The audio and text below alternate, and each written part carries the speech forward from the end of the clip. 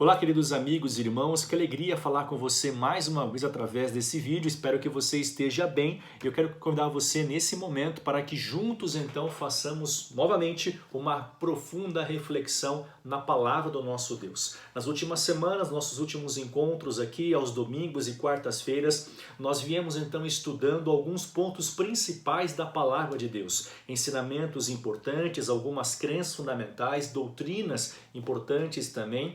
E diante de tudo aquilo que nós aprendemos aqui, resta-nos então responder a seguinte pergunta: o que devo então fazer para ser salvo? Uma vez que eu conheço quais são, os propósitos de Deus para a minha vida, uma vez que eu sei também qual é a sua vontade para o meu viver, uma vez que eu sei exatamente quais são as crenças que Deus ele quer que eu acredite, que eu professe no caso, então o que devo fazer com todo aquele conhecimento, aquelas informações que eu recebi mediante esses estudos que nós fizemos juntos ao longo dessas últimas semanas. Então, o tema de hoje vai ser justamente sobre isso: como é possível viver uma nova vida em Cristo? O que é uma nova vida em Cristo? Como viver essa nova vida e como é que essa nova vida então pode nos ajudar a receber a salvação. Porque não basta apenas você conhecer a Bíblia, não basta apenas você conhecer a palavra de Deus. É necessário que, além disso, você também saiba aplicar todos os ensinamentos que você adquiriu aqui ao longo dessas últimas semanas e, principalmente, você saiba também o que fazer para ser salvo, para que você então viva essa nova vida em Cristo Jesus. O apóstolo Paulo,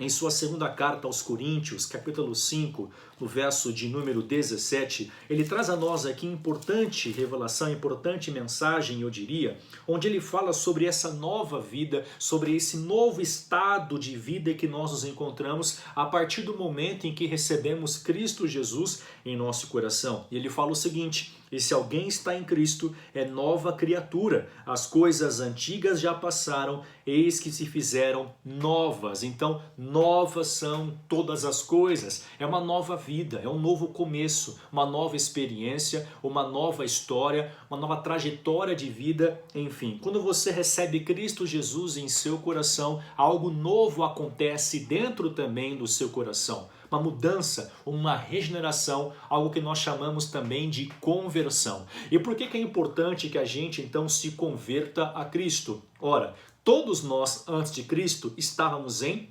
pecado. Nós vimos aqui em algumas ocasiões passadas que devido ao pecado todos nós estávamos condenados à destruição e à morte eterna. E também esse mesmo pecado ele causou uma separação entre nós e o nosso Criador. Portanto, quando nós olhamos para Cristo, professamos fé em seu nome e nos agarramos à sua justiça como sendo nossa, para a nossa salvação, então algo miraculoso acontece em nossa história, em nossa experiência. Somos então transformados, somos moldados à imagem do seu caráter e assim então iniciamos uma novidade de vida, como diz Paulo aqui em Coríntios 5, no verso 17. Se alguém está em Cristo, é nova criatura, as coisas velhas passaram, tudo novo se fez. Quando você está em Cristo Jesus, a sua vida regressa de pecado, de vícios, a sua vida de rebelião, a sua vida de faltas com Deus, ela torna-se passada. É uma vida que já passou, que não existe mais, é a sua velha vida e agora você adquire um novo começo, uma nova experiência, um novo status com Deus.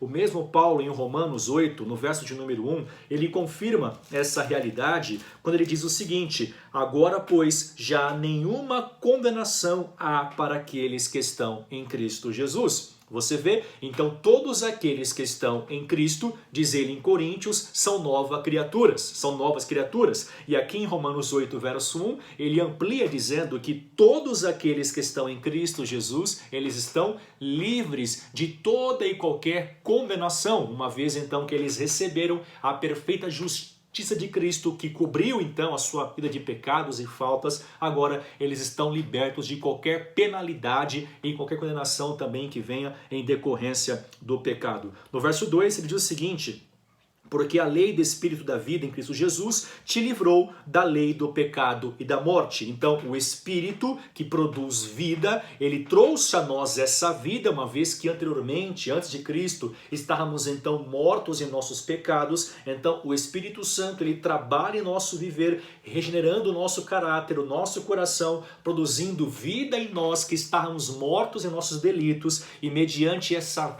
vida que ele nos traz, então nós somos vivificados com Cristo, e o pecado que havia em nós, ele jaz, ele morre na verdade, não é? Então o pecado, a morte, elas deixam de existir para aqueles que estão em Cristo Jesus. No caso, estamos livres da morte, do pecado e de quaisquer consequências também que venham em decorrência do mesmo pecado. Portanto, é uma nova condição de vida. Somos uma nova criatura. Ainda em Romanos, se você for ler, por exemplo, Romanos 6, do verso 1 ali até o verso de número 23, todo esse capítulo, o apóstolo Paulo dedica-se exclusivamente a falar sobre essa nova vida que tem todos aqueles que estão em Cristo Jesus. Em Romanos 8 é a mesma coisa. Ele apresenta as bênçãos dessa nova vida, a libertação que temos do pecado, da morte, do sofrimento, das dores desse mundo, e a nossa esperança e convicção de que, uma vez que estamos em Cristo, nada e ninguém pode também nos separar do amor de Deus que está em Cristo Jesus. Então, qual é o grande e principal objetivo que Deus tem em mente ao produzir em nós essa nova vida? É que deixemos a vida passada,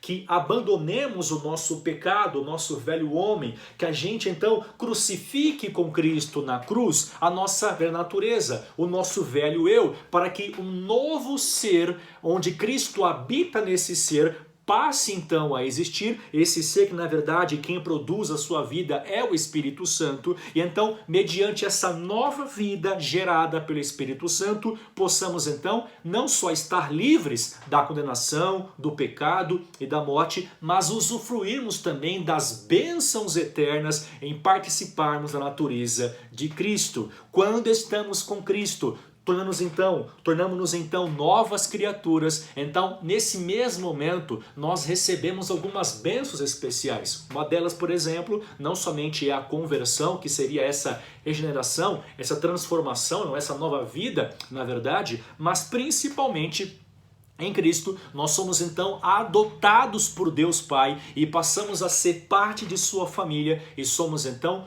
considerados, chamados filhos de Deus. Nós que no passado, por causa de nossos pecados, éramos filhos da ira, então em Cristo passamos a ser filhos da divindade, filhos do Pai, filhos desse Deus maravilhoso e misericordioso que nós temos e que nos ama, e que para a nossa salvação Ele providenciou Cristo Jesus para a propiciação e a expiação de nossos pecados. Então, o grande plano que Deus tem para a nossa vida é que nós então sejamos novas criaturas, que tenhamos um novo viver, uma nova experiência com Ele, que andemos em novidade de vida. Agora, como é possível, então, você receber essa nova vida? Como é possível você experimentar essa novidade de vida da qual Paulo fala? Como é possível você não somente viver essa nova vida com Cristo, mas principalmente também manter essa nova vida, evitando ao máximo o pecado e as escolhas que envolvam ao pecado? Para isso, então, nós temos que ir aqui à Bíblia e descobrir quais são os passos que nos levam a vivenciar essa novidade de vida, como diz Paulo em sua carta aos Coríntios. Primeiramente, vamos aqui no livro de Atos dos Apóstolos. Leia comigo, por favor, em Atos 16, no verso 31, nós temos então o primeiro passo para a salvação. Eu diria o primeiro requisito para que você possa então ter uma nova vida, viver uma nova experiência com Deus. E o apóstolo Paulo, em Atos 16, verso 31, diz o seguinte: creia no Senhor Jesus e será salvo tu e a tua casa. Você vê? Então todos aqueles que manifestam fé em Cristo Jesus, estes são salvos. Este é o primeiro, eu diria também que é um dos principais requisitos para a salvação. Talvez não um dos principais, mas o maior, o exclusivo requisito, passo para a salvação.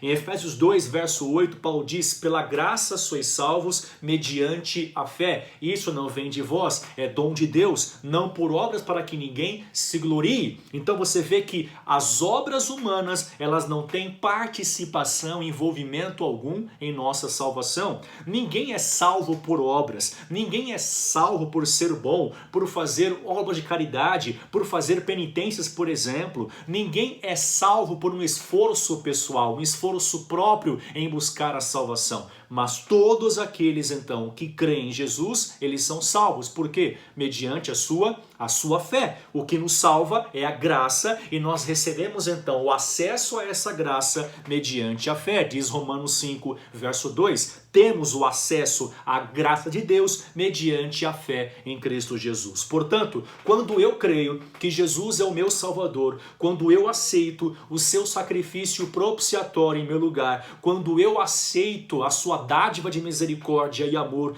para a minha salvação, então nesse momento eu estou agora recebendo esse poder que não vem de mim mesmo, mas que vem do alto, para que eu dê o segundo passo. E qual é o próximo passo então? Que é uma consequência, um complemento ao primeiro, que é crer em Jesus. Ainda em Atos, amigos, vamos aqui para o capítulo 2 agora, tá bom? Atos, capítulo de número 2, no verso de número 38. E aqui então o apóstolo Pedro, em sua pregação, aquela multidão que estava ali no Pentecostes ouvindo a sua mensagem, naquele dia em que o Espírito Santo se manifestou entre eles em línguas de fogo, Pedro então faz um apelo à multidão que está ali desejosa de receber a salvação e o perdão de seus pecados por todo o mal que eles haviam feito ao longo de suas vidas, sendo o principal de algum deles, ali no caso, ter crucificado o Cristo, o Messias. Então Pedro diz a eles o seguinte: arrependei-vos e cada um de vós seja batizado em nome de Jesus Cristo para o perdão dos vossos pecados e recebereis o dom do Espírito Santo. Então a fé provoca arrependimento. Não existe arrependimento sem primeiro haver fé. Então, e também, na verdade, é impossível que a fé seja genuína se ela não gera um arrependimento. Todo aquele que crê, ele automaticamente, então, consequentemente, ele é levado a se arrepender também de seus pecados. Aquele que crê, aquele que aceita Cristo, ele então tem uma plena convicção, consciência de sua situação, de que ele é pecador, de que ele é indigno de receber a salvação, que ele não merece nenhum sequer traço da dádiva, do amor e misericórdia de Deus. Ele compreende que sem Cristo ele está eternamente perdido, mas ele também compreende que foi o amor, foi a graça de Deus que o alcançou. Pelo contrário, se não for, aliás, se não, na verdade, não fosse a graça a alcançá-lo, se não fosse a misericórdia do Senhor encontrá-lo, ele certamente nunca, jamais em sua história buscaria a Deus. Não é à toa que o apóstolo João, em sua carta, diz o seguinte: nós o amamos porque ele nos amou primeiro. Então a razão pela qual nós vamos a Deus, a razão pela qual nós nos achegamos a Deus, é porque ele primeiramente nos atraiu. É a sua graça que nos alcança, é sua misericórdia que nos encontra, é o seu amor que toca e comove o nosso coração em direção a ele, em direção à cruz do Calvário. E quando eu compreendo esse amor que eu recebi, quando eu entendo o tamanho do preço que foi pago pela minha salvação, é impossível, como diria o pastor Bolhon, é impossível não amá-lo. É impossível resistir a esta graça maravilhosa. É impossível resistir a essa misericórdia tão grandiosa que me alcança aonde eu estou. Então, quando agora eu recebo esse poder para crer em Cristo, quando eu recebo essa graça que me encontra onde eu estou e que pode transformar a minha vida, e ao eu ter um senso de que eu sou pecador, no mesmo momento eu sou levado a um profundo e sincero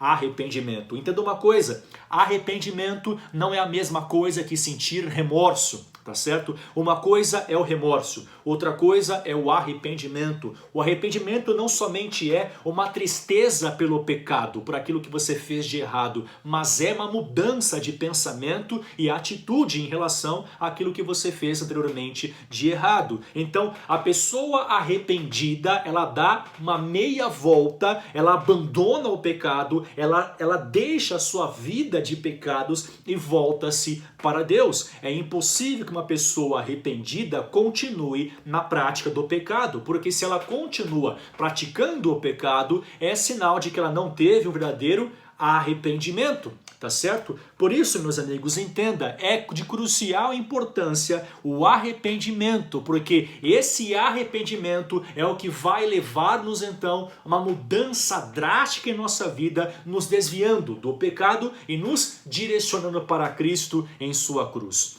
Entende? E veja, esse arrependimento, ele é produzido através do quê? Da nossa fé em Cristo. Quando eu creio em Jesus e eu sou salvo por sua graça, então sua graça provoca em mim um arrependimento, eu abandono meu pecado, eu confesso a ele as minhas culpas, essa minha confissão traz o perdão, a remissão dos meus pecados e ela me leva ao próximo passo. E qual é o próximo passo depois do arrependimento que vem em decorrência da fé? É o compromisso com Cristo para que você viva a nova vida. Que compromisso é esse? Olha só, ainda em Atos 2,38, veja de novo o que diz Pedro. Ele diz assim: arrependei-vos, e na sequência ele fala: e cada um de vós seja batizado em nome de Cristo Jesus. Portanto, a fé produz arrependimento. E o arrependimento, por sua vez, que vem da fé, produz o quê? Ele produz a nova vida. Um compromisso público com Deus. Que compromisso é esse? O batismo. Então, é importante, pastor, que eu seja batizado? Diga você que sim, é de crucial importância que você seja batizado. Por qual razão? Ora, porque o batismo, ele é a demonstração pública e a confirmação do seu compromisso com Cristo. O batismo é a confirmação de que você creu, de que você se arrependeu e de que você deseja viver uma nova vida. Olha só, em sua carta aos Romanos, capítulo 6, no verso 4, o apóstolo Paulo, ao falar sobre o batismo, diz mais o seguinte, veja comigo: fomos, pois, sepultados com ele na morte pelo batismo, para que como Cristo foi ressuscitado dentre os mortos pela glória do Pai, assim também andemos nós em novidade de vida. Então você vê que a porta que dá acesso a esta nova vida é o quê? Ora, é o batismo. Você entende? Então a fé produz arrependimento e o arrependimento me leva a uma mudança de vida. E para que eu usufrua dessa mudança, para que eu seja regenerado, convertido, transformado, eu possa iniciar uma nova experiência, uma nova vida com Deus, é preciso então que eu seja batizado. Note uma coisa, o simbolismo do batismo. No batismo, nossa velha vida, ela é enterrada, sepultada com Cristo, lá com Ele, tá certo? E assim como Cristo, Ele morreu, mas Ele ressuscitou, no batismo, morremos para o pecado, mas ressuscitamos para uma nova vida com Deus. Portanto, é importante que você seja batizado, se você não é ainda, claramente, certo? Porque é o batismo que vai levar você a viver essa nova vida, esse novo compromisso com Deus também. Olha só, ainda aqui na Bíblia, vamos aqui para Marcos, veja, no livro de Marcos, capítulo 16, também no verso de número 16, o evangelista Marcos, ele fala algo mais importante sobre a necessidade do batismo como um dos passos ali então que acompanham a fé e o arrependimento para a salvação. Diz assim o texto, é Jesus falando: quem crer e for batizado será salvo, quem não crer será condenado. Você vê a fé, o arrependimento aqui implícito e também o ser batizado. É essa tríplice aliança, é essa tríade, a fé, arrependimento e batismo, que gera uma nova vida. Entenda que o batismo e o arrependimento, eles são decorrentes da fé. Então, a fé em Cristo, ela gera arrependimento, que por sua vez leva a uma nova vida, a um compromisso novo com Deus. E esse compromisso se dá mediante o batismo daquela pessoa, não é? Então você vê, querido, aqui a importância, a necessidade de nós cumprirmos então esses passos para que possamos receber assim a nossa salvação. Entenda uma coisa, não é que cumprindo esses passos você está fazendo obra pessoal, obras pessoais, uma obra própria, no caso, e então a salvação é uma atitude sua. Entenda, a salvação ela é uma atitude totalmente de Deus. É uma ação totalmente e exclusivamente divina. É Deus quem o salva. Não é você quem se salva. Não é você quem busca a salvação. Não é você quem deseja, quem quer a salvação. É Deus quem quer salvá-lo e é Deus então que age para a sua salvação. Qual é a participação humana no processo divino de salvar o homem? A sua participação é apenas uma. Qual é? Crer. Quando você acredita, quando você aceita, então é nessa hora que o poder de Deus o envolve, provoca em você o arrependimento e leva você ao desejo também de uma nova vida em Cristo Jesus. Então, é mediante esse batismo que falamos aqui por último agora, que você pode experimentar aquela mesma experiência de Romanos 8, verso 1. Se alguém, aliás, os que estão em Cristo Jesus, nenhuma condenação há. Também, lá em Coríntios 5, verso 17, 2 Coríntios 5, verso 17, não é? E se alguém está em Cristo, é nova criatura. As coisas velhas se passaram e tudo novo se fez. Você vê, querido? Então, compreenda que todo aquele então que crê e se arrepende e ele é batizado, é a partir desse momento que ele passa a experimentar essa novidade de vida. Então, eu devo ser batizado? Ora, querido, a Bíblia é muito clara em mostrar para você que sim, é importante que se você não deu esse passo ainda, que você o faça. É importante que você abra seu coração a Cristo e entregue-se a Ele por completo. Deus não quer metades, Deus não quer uma conversão pela metade, uma conversão mais ou menos, meio a meio, sabe? Deus quer uma conversão por inteiro. Deus quer uma conversão completa, 100% do seu coração e da sua mente. E só é possível essa conversão completa mediante fé, arrependimento e o início de uma nova vida através do santo batismo, certo? E pastor, qual que é a maneira correta de ser batizado? Ora, se você ler na Bíblia, você verá claramente que a Bíblia ensina que a forma correta para o batismo é o batismo por imersão. Nós temos 3 formas no cristianismo hoje de batismo. Nós temos por imersão, em que a pessoa ela é totalmente imersa, né, nas águas. Nós temos o batismo também por infusão, em que você despeja ali uma jarra de água sobre a pessoa, como fazem católicos, por exemplo. E você tem também por aspersão, né, em que a pessoa ali ela borrifa, espirra, né, água sobre a sua cabeça. Então essas são as 3 formas principais de batismo no cristianismo. Mas qual é a forma correta que a Bíblia ensina? A Bíblia diz que há um só batismo. Em Efésios 4, verso 5 lá diz, né? Há um só Senhor, uma só fé, um só batismo, uma só maneira correta de batismo. E que forma é essa? É o batismo por imersão total nas águas. Foi assim que Jesus também foi batizado. Em Mateus 3, verso 15, 16 e 17, você vai encontrar ali, né, o relato do batismo do Senhor Jesus. E claramente o texto deixa subentendido que Jesus ele foi mergulhado por João Batista nas águas do Rio Jordão, tá certo? Então, para que o batismo seja válido, é necessário que ele seja por imersão. Olha só, nós vemos em Romanos 6, verso 4, que Paulo diz o seguinte, que o batismo ele é um sepultamento. Quando você sepulta alguém, eu lhe pergunto, esse sepultamento é só um pouquinho de terra sobre a pessoa, na cabeça dela? É assim que você sepulta alguém? Não, não é? Você, de fato, cava ali uma cova e deposita a pessoa, né, ali o corpo, naquela cova, ali, naquele espaço que foi cavado. Não é mesmo? Ali é um sepultamento. O batismo é a mesma coisa. É uma submersão total. É um sepultamento completo. Como é numa experiência de quem infelizmente passa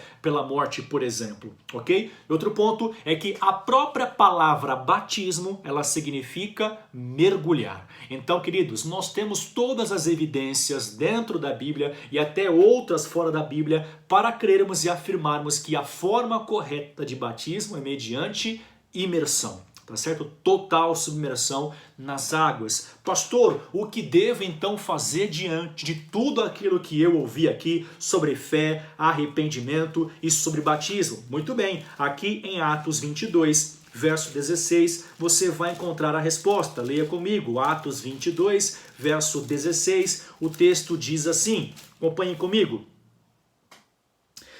E agora, por que te demoras? Levanta-te, recebe o batismo e lava os teus pecados invocando o nome dele. Você vê o apelo que a Bíblia faz a você nesse instante? Por que te demoras? Por que resistir? Por que ainda fugir dele? Por que relutar tanto? Por que se afastar tanto? Por que ainda resistir tanto aos apelos da graça para a sua salvação? O apelo de Paulo aqui é: levanta-te, recebe o batismo, invoca o nome dele para a remissão dos teus pecados. O mesmo apóstolo Paulo, em sua segunda carta aos Coríntios, capítulo 6, no verso 2, diz o seguinte: eis agora o tempo sobremodo oportuno, eis agora o dia da salvação. Amigo querido, o dia da salvação não é amanhã, não é mais tarde, quando eu parar de fumar, quando eu parar de beber, quando eu construir a minha casa, quando eu deixar o meu pecado, quando eu abandonar minha velha vida, depois que eu for perfeito. Não, o dia da salvação é hoje, é agora, é já, é nesse momento. Não posso perder tempo, não posso deixar passar essa oportunidade de ter um encontro pessoal com Cristo Jesus. É de crucial importância que você dê a ele a chance para mudar por completo o seu coração. Leia comigo aqui em Hebreus, por exemplo, em Hebreus 3, livro de Hebreus 3, verso de número 7, diz: hoje, se ouvirdes a sua voz, não endureçais o vosso coração. Amigo querido, certamente o Espírito Santo ele está trabalhando nesse momento em seu coração, falando diretamente ao seu ouvido, à sua mente, consciência, ao seu coração, convidando você para um arrependimento profundo e sincero, para uma fé em Cristo e para uma nova vida também em Cristo Jesus. Abra a Ele seu coração, entregue a Ele a sua vida, entregue a Ele todo o seu ser, aquilo que você é, aquilo que você tem. Deixe Ele ser o seu Salvador, mas muito mais do que isso, deixe Ele ser o seu Senhor também. Você me pergunta: pastor, o que eu posso fazer agora? E aqui está a resposta. Olha, fale conosco, mande mensagem, diga: pastor, eu quero me batizar, eu quero entregar-me a Cristo, eu quero ser salvo por Cristo, eu quero me preparar para a obra de Cristo, eu quero morar no céu com Cristo Jesus, mas o que eu preciso fazer para que isso aconteça? E nós teremos então todo o prazer, alegria em ajudar você. Quem sabe, amigo, você que me ouve nesse momento, é alguém que tem conhecido a palavra de Deus, tem estudado a Bíblia, certo? E só lhe falta nesse momento uma única decisão. Qual é? A decisão de ser batizado. Não deixe passar essa chance que Deus dá na tua salvação. Não deixe passar esse momento em que o Espírito Santo, o convida hoje para uma nova vida, uma novidade de vida em Cristo Jesus. Procure a pessoa com quem você estuda a Bíblia, fale com ela, diga: olha, eu quero me preparar para o meu batismo, quero conhecer mais a Bíblia, a palavra de Deus, e eu quero muito em breve também ser batizado. Mas se você já está pronto, se você já recebeu toda a instrução da Bíblia, querido, não perca seu tempo. O momento é agora, o momento é hoje, o momento é já. Abra Jesus o seu coração, entregue-se a Ele e deixe Ele ser o Senhor e Salvador da tua vida. E se nesse instante você deseja abrir a Ele o seu coração e entregar-se a Ele por completo, eu quero convidar você a orar comigo aonde você estiver agora. Feche seus olhos. Pai querido, eu oro por este teu filho, tua filha, que nesse instante recebe a Cristo Jesus em seu coração. Que o Senhor trabalhe em sua vida, que o Senhor o alcance, que o Senhor remova os seus pecados, que o Senhor perdoe seus pecados e dê a ele também, Senhor. Dê a esse teu filho, Pai querido. Dê ao teu filho uma nova vida, um novo começo, uma nova história em Cristo Jesus. E que se falta alguma coisa, Pai, para o seu batismo, que nada mais falte nesse instante. Que o teu Espírito Santo remova quaisquer barreiras, empecilhos no caminho. E se nada está faltando, então que esse teu filho agora, em seu coração, assuma esse compromisso de ser uma nova criatura em Cristo Jesus. Por favor, que a tua graça nos alcance nesse momento. Em nome de Jesus oramos. Amém. Amigo querido, que Deus o abençoe e que em Cristo Jesus você possa viver uma nova e profunda experiência, uma experiência real profissional com Deus. Um abraço, Deus abençoe e até o nosso próximo encontro.